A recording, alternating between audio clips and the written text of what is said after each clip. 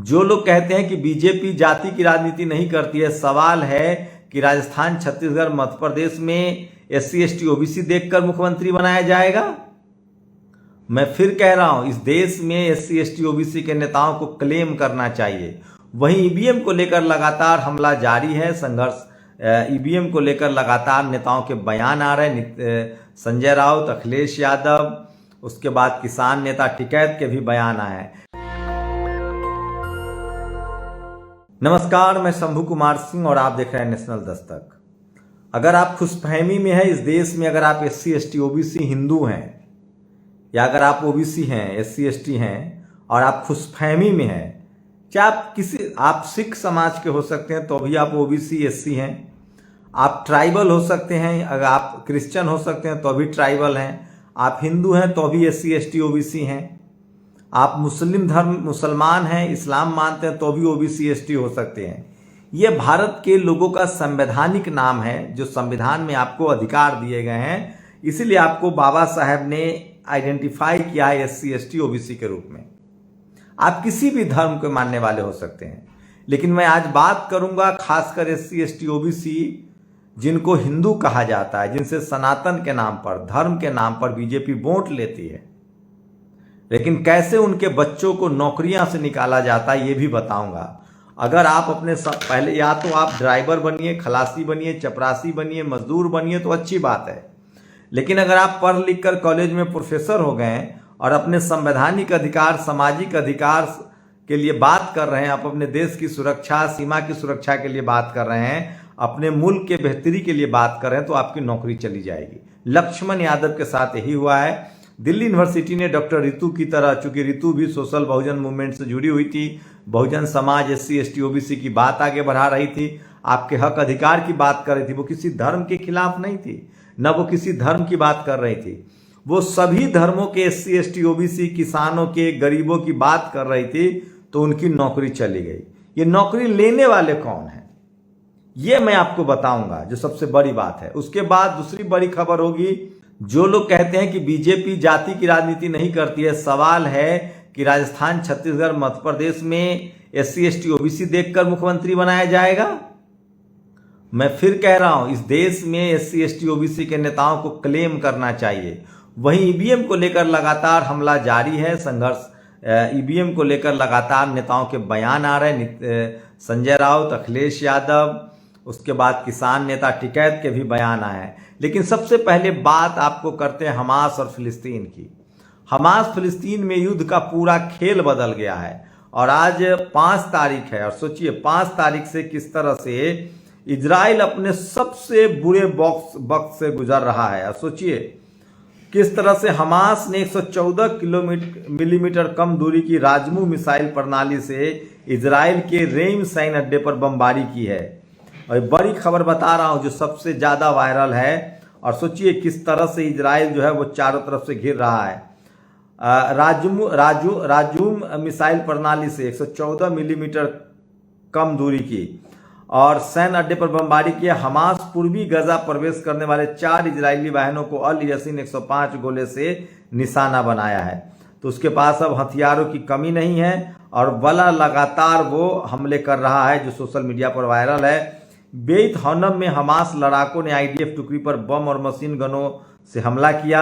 Israel मृत और घायल हैं। सोचिए तो किस तरह से 86 अल कुर्द पर 107 मिलीमीटर मिसाइलों से बमबारी की है। तो पूरा युद्ध बदल गया है और इजराइल चारों तरफ से घिरता चला जा रहा है। 4/12/2003 को दिन नोट कर ये लड़ाई पलट गई है। जबलिया गजा में हमास ने इजरायली टैंक उड़ाए। PIG ने इजराइल के अंदर केरम, सोलमन और अमिटिव मिलिट्री बेस पर बमबारी की है। हिजबुल्लाह ने 8 इजरायली ठिकानों पर बम मारे हैं। सोचिए अभी भी फिलिस्तीन और इजराइल के युद्ध में फिलिस्तीनी सिर्फ और सिर्फ सैनिक अड्डों को निशाना बना रहे हैं, जबकि इजराइल आम निर्दोष लोगों को निशाना बना रहा है। हमास ने इजराइल के बीर अल साबी इलाके में बमबारी की। इजराइल के इलाके में इजराइल के बीर अल साबी और PIG हमास ने ईस्ट गजा में ताकिब एक्सप्लोसिव डिवाइस से 2 इजरायली सैन्य वाहनों को निशाना बनाया है। ये सब कुछ स्पेसिफिक जानकारी आ रही है जो सोशल मीडिया पर वायरल है। और ये देखिए, फिलिस्तीन इस्लामिक जिहाद ने इजराइल के अंदर मोटार गोलों से अबू होली और किसुफुम पर बमबारी की। हमास ने बेत लहिया में इजरायली प्यूमा इंजीनियरिंग वाहनों को निशाना बनाया है। तो ये तमाम बड़ी खबरें बता रहा हूं जो सोशल मीडिया पर वायरल है आज, और किस तरह से पूरा खेल पलट गया है, युद्ध पलट गया है और इजराइल को सबसे ज़्यादा नुकसान झेलना पड़ रहा है। तो सोचिए, ये तमाम खबरें हैं जो सोशल मीडिया पर है, टीवी अखबार आपको नहीं दिखाएगा। तो इजराइल को अपना युद्ध भारी पड़ रहा है, और सोचिए एक शख्स अपनी सत्ता बचाने के लिए उसने देश को युद्ध में धकेल दिया है। तो इजराइल फिलिस्तीन पर हम आपको लगातार अपडेट देते हैं विस्तार से। सारी खबरों के लिए आप नेशनल दस्तक के यूट्यूब चैनल पर जाइए, आप सब्सक्राइब कीजिए, हमें फॉलो कर सकते हैं, अपना कमेंट कर सकते हैं, या नेशनल दस्तक के फेसबुक पेज पर भी आप कमेंट कर सकते हैं, लाइक कर सकते हैं। अब बात लक्ष्मण यादव की, आप सब जानते हैं, इस देश के तमाम बहुजन समाज के लोग जानते हैं कि वो ओबीसी कम्युनिटी से आते हैं, बहुजन समाज से आते हैं, SC ST OBC किसान गरीबों की बात करते थे, असिस्टेंट प्रोफेसर थे, अब उनकी नौकरी से उनको हटा दिया गया है। वो पिछले 14 सालों से दिल्ली यूनिवर्सिटी में पढ़ा रहे थे, एडहॉक पे पढ़ा रहे थे, लेकिन जब परमानेंट करने की बारी आई तो उनको हटा दिया गया है। डॉक्टर रितु पिछले 91 दिनों से धरना दे रही हैं, दौलत राम कॉलेज के गेट में वो प्रोफेसर थी, उनको भी हटा दिया गया है।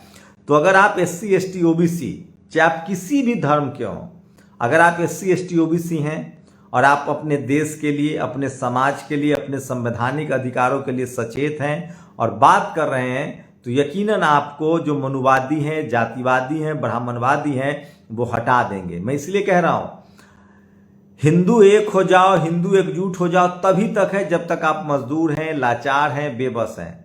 लेकिन अगर आप अपने संवैधानिक अधिकारों के लिए बात करेंगे तो आपको हटा दिया जाएगा। मैं इसीलिए कह रहा हूं, इस देश में सारे शोषण के औजार जो हैं वो जातिगत हैं, जाति के आधार पर शोषण है। इसलिए बाबा साहब ने जाति खत्म कर दी और जाति को जमात में बदल दिया। और सोचिए, आज भी जो लोग जाति के नाम पर अत्याचार करते हैं, जाति के नाम पर टॉप पर बैठे हुए हैं, जाति के नाम पर जिन्होंने सिस्टम पर कब्जा कर रखा है, वो जातिवाद के खिलाफ की लड़ाई को ही जातिवाद कहते हैं। सोचिए, उन लोगों को पहचानिए जो जाति कुव्यवस्था को जाति व्यवस्था कहते हैं, वर्ण कुव्यवस्था को वर्ण व्यवस्था कहते हैं, और जो इस देश के संवैधानिक व्यवस्था को भी मानने के लिए तैयार नहीं है। तो सोचिए, लक्ष्मण यादव के साथ इस तरह का जो खेल हुआ है, उसको लेकर पूरा Bahujan Samaj, SC ST OBC, किसान, गरीब जो है वो नाराज है, और इसका खामियाजा भुगतना पड़ेगा। मैं फिर कह रहा हूं, अब वो दौर गया, अब सोशल मीडिया का दौर है, बहुजन समाज के लोग जागरूक हैं, सचेत हैं, और वो लगातार वो अपने आंदोलन को आगे बढ़ा रहे हैं। तो देर सवेर ही सही न्याय मिलेगा, और अब बहुत मुश्किल है कि बहुजन समाज के लोग आप डरा लें।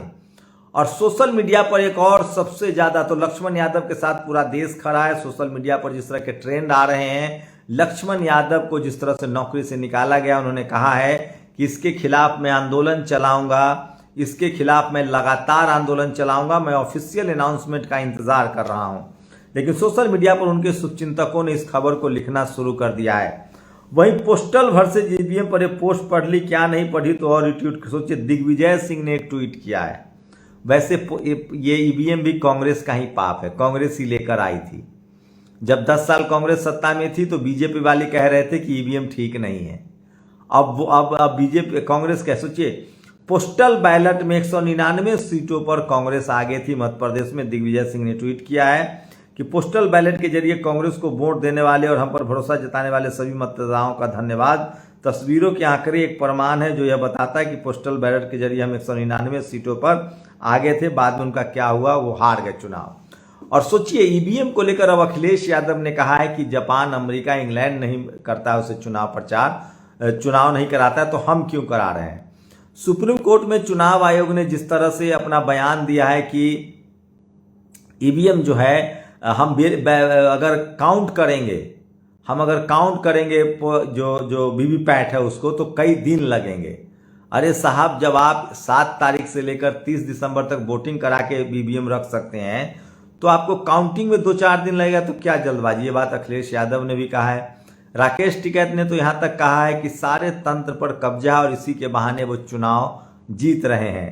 तो तो ये भी सोशल मीडिया पर वायरल है। मायावती जी ने भी बड़ा गंभीर सवाल उठाया। उन्होंने कहा है कि जब सब लोग कह रहे थे कि ये चुनाव जो है वो ट्रायंगुलर होगा, बहुत नज़दीक का कांटे का मुकाबला होगा, लेकिन 3 राज्यों में जिस तरह से बीजेपी को समर्थन मिला है और उसने बड़े अंतर से चुनाव जीता है, उससे लगता है कि मामले में कुछ गड़बड़ी है, दाल में कुछ काला है। ये सबसे बड़ी खबर है। और सोचिए कि 6 दिसंबर को सबसे बड़ी बैठक हो रही है इंडिया गठबंधन की फिर से दिल्ली में। कांग्रेस ने जिस तरह से इस गठबंधन को बेबस लाचार छोड़ दिया था, देखते हैं कि इस बार क्या होता है। दिल्ली में 6 दिसंबर को ये बड़ी बैठक होने वाली है और सोशल मीडिया पर ये भी सबसे बड़ी बैठक होगी। 10 दिसंबर को बीएसपी भी बैठक करेगी। तो तमाम बहुजन समाज के लोग कह रहे हैं कि अब तमाम बहुजन नेताओं को एक साथ आगे बढ़ना चाहिए। और सोचिए, मैंने सोचा कि आपको बता दूं कि भारत आदिवासी पार्टी, सोचिए भारत आदिवासी पार्टी ने 3 सीटें जीती हैं, राजस्थान में शायद 2 और मध्य प्रदेश में 1। और उनके उम्मीदवारों ने 84 आसपुर, धरियाबाद, झरोल, उदयपुर ग्रामीण, सलुम्बर, डूंगरपुर, सांगबारा, बागीदौरा, घटोल, गढ़ी, प्रतापगढ़, सादरी में सब जगह 60,000, 86,000, 60,000, 63,000, 50,000, 51,000, 25,000, 44,000 इस तरह के वोट पाए हैं। और अगर कांग्रेस इससे गठबंधन करती तो चुनाव जीत सकती थी। तो सोचिए, जिन दलों को ये दौर जो है वो गठबंधन का है, बीजेपी के खिलाफ आपको गठबंधन में जाना पड़ेगा।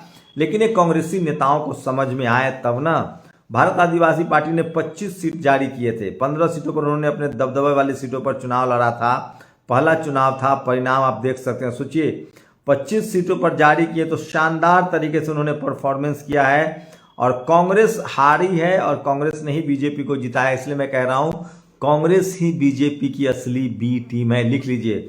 और वो तमाम नेता, सोचिए अशोक कुमार पांडे जो इतिहासकार है, ये सब कह रहे हैं जाति जनगणना का मुद्दा मत उठाइए, जाति रिजर्वेशन का मुद्दा मत उठाइए। एक अपर कास्ट पंचायत का वोट दिलवा दे अशोक कुमार पांडे तो मैं मान लो। तो ये सोशल मीडिया पर सबसे ज़्यादा खबर जो है वायरल है। और मैं इसलिए कह रहा हूँ कि सोशल मीडिया ही सच्चा मीडिया है, सोशल मीडिया ही।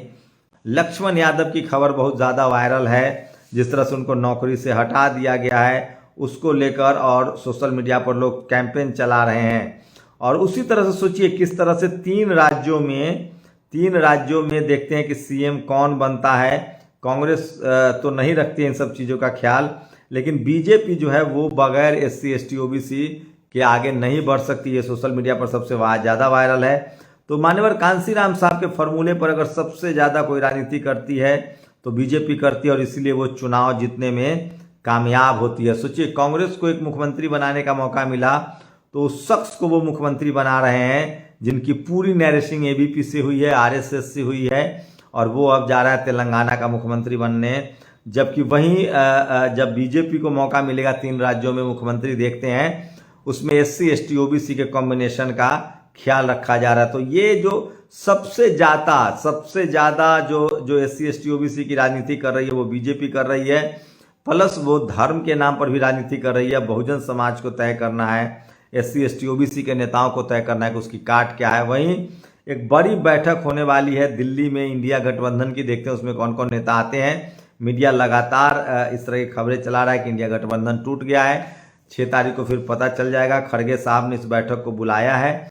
तो कांग्रेस ने भले ही 4 राज्यों के चुनाव को लेकर इस तरह से उस मामले को डिरेल कर दिया था, एक बार फिर से उसको पटरी पर लाने की जरूरत है। और इस बार नीतीश कुमार का दबदबा और बढ़ेगा, अखिलेश यादव, तेजस्वी यादव, हेमंत सोरेन, शिबू सोरेन, इन सबका दबदबा बढ़ेगा। और वहीं राजस्थान में नई सरकार बनने से पहले ही खेल शुरू हो गया। देखिए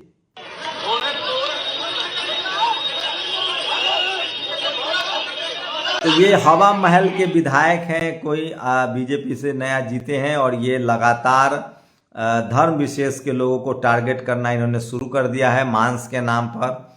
और एक वीडियो बताऊंगा किस तरह से सोशल मीडिया पर वायरल है, जो आज वायरल है। तो राजस्थान में अब वही सब खेल शुरू हो गया है, और जिसको लेकर सोशल मीडिया पर लगातार लोग कमेंट कर रहे हैं।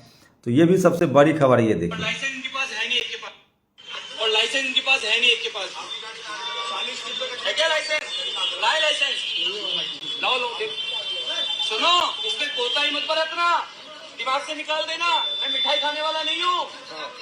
मैं कह रहा हूँ 1% गलती कर दिए, आरोप आप पे आएगा, दिमाग से बिल्कुल निकलना। मिठाई नहीं खाऊंगा मैं खाऊंगा ना खाने दूंगा। आप तो लाइसेंस पूछ लो और फिर 25 मिनट का कब्जा जो कराया उसके बारे में पूछ लो। 40 मिनट। और एक और वीडियो है सोशल मीडिया पर, वो जिस तरह से सरेआम धमकी दे रहे हैं, तो इसको लेकर लोग सोशल मीडिया पर सबसे ज़्यादा लिख रहे हैं कि जो प्रशासन है उसका काम है, और विधायक जी अपने फुल फॉर्म में अभी सरकार बनी नहीं है। ये देखिए, ये शाम को रिपोर्ट लूंगा, आप मुझे देंगे या मेरे को आना पड़ेगा आपके ऑफिस लेने? लेकिन नॉनवेज रोड पे बेच सकते हैं क्या खुले में? नहीं, रोड पे नॉनवेज बेच सकते हैं क्या खुले में? हाँ या ना बोलो, लाइव हो आप, तो आप समर्थन कर रहे हो इनका? तुरंत प्रभाव से नॉनवेज के सारे जितने भी ठेले रोड पे लगे हैं, रोड पे बना रहे हैं, ये नहीं दिखने चाहिए। मैं शाम को रिपोर्ट लूंगा आपसे, मुझे नहीं मतलब है मेरा नहीं कि कौन अधिकारी है।